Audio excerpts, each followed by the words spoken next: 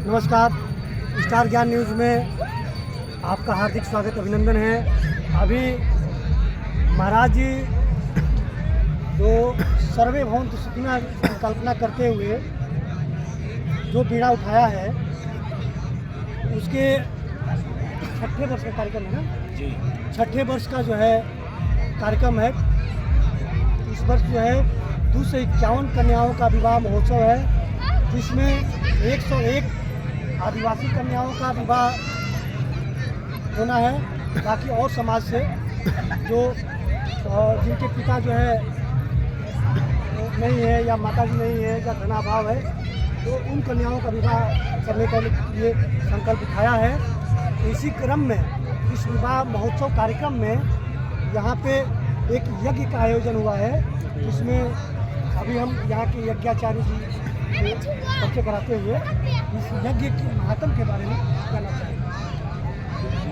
जय बागेश्वर। ये बागेश्वर धाम में जो 19 तारीख से यज्ञ चल रहा है, ये बागेश्वर धाम में महाकुंभ जो लगा हुआ है, यहाँ पे चारों वेदों का वाचन किया जा रहा है, 6 शास्त्रों का भी वाचन किया जा रहा है, अष्टादश पुराणों का भी वाचन किया जा रहा है। पूज्य सभी पद ब्राह्मणों के द्वारा ये पाठ वाचन किया जा रहा है। और 23 तारीख को शिलान्यास का भी पूजन होगा, जो हमारे प्रधानमंत्री नरेंद्र मोदी जी भी पधारे। मुझे आज 23 तारीख के आज शिलान्यास का उद्घाटन पूजन हो चुका है। जो भूमि पूजन के लिए पधारे थे वो आज शिलान्यास हो चुका है। बागेश्वर धाम मंच पर वहीं शिलान्यास का आज कार्य निर्माण था, आज वह हो चुका है। और पूज्य महाराज श्री के आदेश अनुसार ये 6वां कार्यक्रम है, जो महाशिवरात्रि पर हर बार कन्या के विवाह है। एक बार 108, कई बार 151। अब की बार पूज्य महाराज श्री का संकल्प था कि 251 शादी विवाह किए जाएंगे, जिसमें 108 हैं गरीब, असहाय एवं आदिवासी बच्चियों की विवाह हैं, और बाकी अन्य विवाह सभी किए जाएंगे। पूज्य महाराज श्री का संकल्प था कि जैसे हमारे आपके परिवार में जैसे सभी के एक समान जात पात का तोड़ो नाता, हर हिंदू से जोड़ो नाता। पूज्य महाराज श्री का यह संकल्प है कि हमने जात पात और भेदभाव को मिटाया है। तो पूज्य महाराज श्री ने 251 घोड़ों पर ही तिलक करने का ही संकल्प लिया है। वो 251 घोड़े 26 तारीख को सभी दूल्हों को बिठा करके उसी पर घोड़े पर ही राज तिलक जैसा दूल्हों को तिलक किया जाएगा। इसी प्रकार से इसमें भेदभाव और ये कुछ नहीं हो सकता। बाकी आप पूज्य महाराज श्री का संकल्प है कि जैसे हमारे आपके बच्चे का तिलक होता है, ऐसे एक समान सबके बच्चे को एक समान होता है। ये 108 दूल्हों को घोड़े बैठाया जाएगा, तो सभी दूल्हों को या जो आदिवासी समाज है जी, सभी दूल्हों को बराबर एक समान तोला जाएगा, क्योंकि पूज्य महाराज श्री का संकल्प है कि हमने भेदभाव और जात पात का हाल ही दूसरे। अच्छा, यहाँ पे जो यज्ञ हो रहा है तो ये वैसे भी तपोभूमि है महाराज से पहले भी, लेकिन इस यज्ञ का मतलब अभिप्राय ये पूज्य महाराज श्री का संकल्प है। हर बार के यज्ञ भी होता है, अनुष्ठान भी होते हैं। ये सब जो हमारे आपकी जो कल्पना है कि ताकि लोग दर्शनार्थी लोग आते हैं, श्रद्धालु आते हैं, इनकी कल्पना के लिए, इनके कल्याण के लिए ही यज्ञ करते हैं पूज्य महाराज श्री, कि ताकि ये श्रद्धालु जितने आते हैं इनकी सब बालाजी इनकी सारी मनोकामनाएं। अच्छा, जो ये 3 ताप बताए गए हैं हमारे साथ, दैविक, भौतिक, तो यहाँ पे मंदिर और मतलब हॉस्पिटल जी, इसी तीनों ताप को नष्ट करने के महाराज जी ने आज तक पूज्य महाराज श्री का श्रीमुख से निकला था कि हमने जाकर के जगह जगह हॉस्पिटल में मंदिर देखे हैं। पूज्य महाराज श्री ने यह संकल्प लिया था कि हम मंदिर में हॉस्पिटल करें, क्योंकि यहाँ पर बालाजी की दुआ और दवा दोनों प्राप्त हो सकती है हमारे सिद्धांत। मतलब भौतिक ताप और दैविक ताप जी पूज्य महाराज श्री का यही है कि दोनों कार्य यहीं पर हो सके, दुआ और दवा का दोनों का कार्य यही निर्माण होगा। जय श्री राम, जय भगवान। अच्छा, थोड़ा सा महाराज जी समय लेंगे आपका। हमारे भवन्तु सुखिनः जो विश्वव्यापी कार्यक्रम चला रहे हैं, वैसे हमारे धर्म में सबसे ऊपर यही लिखा गया है कि वसुधैव कुटुम्बकम सर्वे भवन्तु सुखिनः। तो इस नारे को पहले से ही बोला जा रहा है, लेकिन कोई इसको अमल नहीं कर रहा था। इसको अमल कराने के लिए महाराज जी ने प्रयास किया, कितना सफल रहा। महाराज श्री का कलयुग में कहा गया है शास्त्रों में कि जब जब भगवान धर्म की हानि वही भाव रखते हुए महाराज जी का अवतार हुआ है। ये साक्षात प्रकट होकर के एक साक्षात परमेश्वर के स्वरूप में है, जो लोगों के आध्यात्मिक, भौतिक और आध्यात्मिक तीनों तरफ सभी को ले जा रहे हैं और सबका कष्ट हरण करा रहे हैं। और देखिए, एक ये महामारी जैसे संकट था जिससे लोग असहाय दुनिया में देशों विदेशों में जाने पर लोग धन की समस्या से परेशान रहते थे, ग्रसित रहते थे।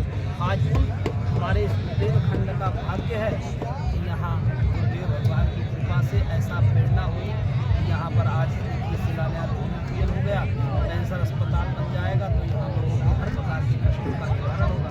तो आपने अभी पूछा वसुधैव कुटुम्बकम, कहा गया यह वसुधा में जो भी जीव है, चाहे सभी हमारे भाई बहन, उसका पालन पूर्ण रूप से शास्त्री जी हमारे गुरुदेव भगवान कर रहे हैं, उसका अनुसरण कर रहे हैं। यही ऐसा उनका युग यह इस युग में वो प्रकट हुए, वो दैवी पुरुष हैं। आप ये समझिए। वैदिक काल के बाद क्या आपको लग रहा है कि हम लोग अपने जो स्लोगन थे, जो नारे थे वेद पुराण में, सर्वे भवन्तु सुखिनः या वसुधैव कुटुम्बकम, तो क्या ये इससे हम लोग और विचलित हो गए थे? हम लोग सुनते आ रहे हैं कि 20वीं शताब्दी में स्वामी करपात्री जी हुआ करते थे, धर्म सम्राट, और 21वीं शताब्दी में हमारे सनातन धर्म ध्वजवाहक जो है पूजनीय श्री बागेश्वर धाम पीठाधीश्वर जो बाल हनुमान के रूप में हम लोग लिखते हैं, साक्षात श्री कृष्णचंद्र श्री प्रेम शास्त्री जी के साक्षात बाल रूप में हनुमान जी की। तो ये जब हनुमान जी का ही रूप कह दिया गया, तो यहाँ सभी प्रकार के कष्टों का, ये शास्त्रों का, ये सनातन धर्म जो सब सनातन धर्म की ध्वजा का लहरा रहे हैं देशों और विदेशों में। यहाँ ये समझिए किसी एक राज्य से किसी एक देश के लिए नहीं हो रहा है, पूरे ब्रह्मांड, मतलब आप समझिए कम से कम अभी यहाँ पर 65 देशों के लोग यहाँ पर आए हुए इस छोटे से गांव में।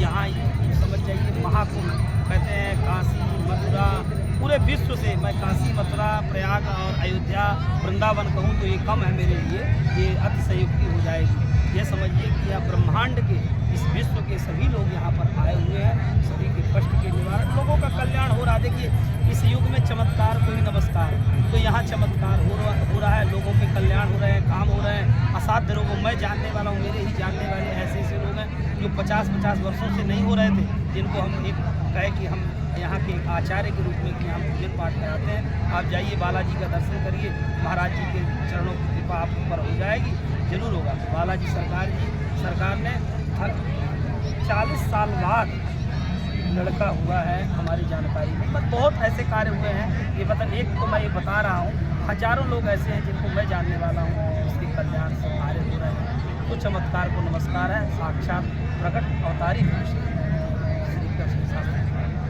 अच्छा महाराज जी, जो है हम लोग अपने हिंदू राष्ट्र जो मतलब पहले से था, उससे हम लोग भटक चुके थे।